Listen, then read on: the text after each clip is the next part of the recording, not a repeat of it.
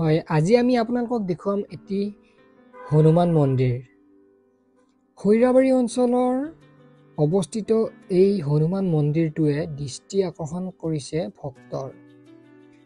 পথৰ কাষতে অৱস্থিত এই মন্দিৰটোলৈ প্ৰতিদিনে প্ৰায় শ লোকে ভিৰ কৰেহি। এই আশ্ৰমখন 1943 চনতে হৰিনন্দ দাস নামৰ এজন বাবাই আশ্ৰমখন প্ৰতিষ্ঠা কৰিছিল। এই আশ্ৰমখনৰ নাম হৈছে শ্ৰী ৰাম জানকী বাপুজী আশ্ৰম।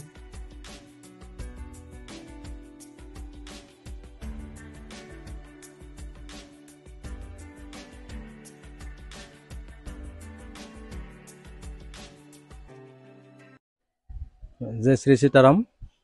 আপোনাৰ নাম? মোৰ নাম লোহিত বড়ো হয়। এই আশ্ৰমত মই ধৰি লওক 2016 চনৰ পৰা সম্পূৰ্ণ সক্ৰিয়ভাৱে আছোঁ। তো এতিয়া 2024 চন আহি পেলাই, তো 24 চন শেষ হ'বই আৰু। মন্দিৰটো প্ৰথম আমাৰ এই ৰাম জানকী বাপুজী আশ্ৰম বুলি কয় আমাৰ যিখন, আমাৰ খালি মন্দিৰ বুলি নকয়, আশ্ৰম হয়। তো আশ্ৰম আমাৰ ইয়াত মোৰ দাদা গুৰু যিজন শ্ৰী শ্ৰী 108 শ্ৰী ত্যাগী হৰিনন্দন দাস ত্যাগী মহাৰাজীয়ে আমাৰ ইয়াতে স্থাপন কৰিছে। খালি আমাৰ খৈৰাবাৰীত বুলি নহয়, খৈৰাবাৰীত প্ৰথম কৰিলে ইয়াৰ পৰা আত্ৰিঘাটতো আশ্ৰম আছে ৰাম জানকী বাপুজী আশ্ৰম বুলি, আৰু লগতে টংলাৰ ষ্টেচনৰ লগত যিটো জালুকবাৰী বুলি কয় তাতো সেনেকুৱা আমাৰ সেই দাদা গুৰুৰ আশ্ৰম আছে। তাৰ লগে লগে কালাইগাঁৱৰ যিটো মেইন টাউনৰ টাৰ্ণিঙৰ লগত যিটো ৰাম জানকী মন্দিৰ আছে, সেইটোহে মোৰ এটা গুৰুৱে বনাইছে। তাৰ লগত পুথিমাৰিতো বনাইছে সেনেকুৱা ৰাম জানকী বাপুজী আশ্ৰম। তো আহি আমি আমাৰ ভক্তসকলে যিখিনি কৰিছে মই ধন্যবাদ দিছোঁ সকলোকে, যিসকল আমাৰ এই আশ্ৰমৰ লগত জড়িত আছে সকলোকে মই প্ৰথমতে ধন্যবাদ দিম।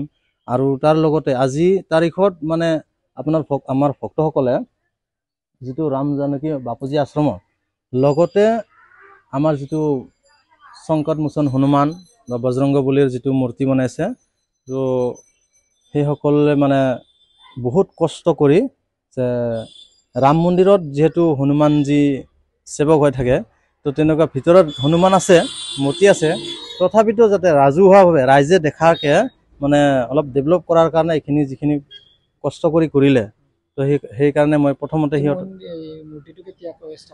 মূৰ্তিটো আমি বনোৱাটো হৈছে 2000 চনৰ পৰা, লকডাউনৰ মানে একদম শেষৰ পিনে বনোৱা হৈছে। হয়, শেষৰ পৰা বনাই 21-22 চনত আমি সম্পূৰ্ণ প্ৰাণ প্ৰতিষ্ঠা কৰিছোঁ। 22 চনত এতিয়া ৰেগুলাৰ মানে কিমান বুলি ক'লেতো মই ডাইৰেক্ট ফিক্স ক'ব নোৱাৰিম, তথাপিও 200-300 জন মানুহ মানে ৰেগুলাৰ চলি থাকে। তো টাইমটো হৈছে আমাৰ বেছি ভক্ত সমাগম হয় শনিবাৰ আৰু মঙলবাৰ। তো ঠিক 8:30 পৰা 12টাৰ ভিতৰত আমি ইয়াতে 300-400 মানুহ পাব। আপুনি কেতিয়াবা ধৰি লওক গাড়ী থ'বৰ কাৰণে আপুনি ৰাস্তাত গাড়ী থ'ব মানে কষ্ট হৈ যায় এনেকুৱা। ইয়াতে ইয়াৰ বাহিৰে ভিতৰত মেইন পূজা হৈছে আমাৰ ৰামজী আছে, ৰাম লক্ষ্মণ সীতা আছে, আৰু বিশেষ জাকজমক ইয়াতে নৱৰাত্ৰি পূজা হয়। নৱৰাত্ৰি পূজা হয়, দুৰ্গা মাতাৰ যিটো নৱৰাত্ৰি পূজা 9 দিনীয়া হয়, লাষ্ট দশমীলৈকে মানে 10 দিনীয়া পূজা হয়। তো ভাল লাগে আহিলে। তো আমাৰ এই অঞ্চলত ধৰি লওক এনেকুৱা মানুহ আহে, তো আকৌ যিসকলে মানে এতিয়া ছ'চিয়েল মিডিয়াত প্ৰকাশ হৈ আছে, ছ'চিয়েল মিডিয়াত দেখি মানুহবিলাকে দূৰৰ পৰা, অসমৰ বুলি নহয় অসমৰ বাহিৰৰো বহুত মানুহ আহে এতিয়া, এনেকৈ বহুত মানুহ আহে, ভাল লাগে। কিছুমানে সোমায় কিছুমানে নোসোমায়, ৰাস্তাৰ পৰা মানে গুছে।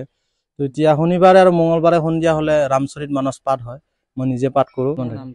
এই ঠাইখনত এনে খৈৰাবাৰী ৰেভিনিউ ভিলেজ হৈছে বৰবালিহিঠা বুলি কয়, বৰবালিহিঠা।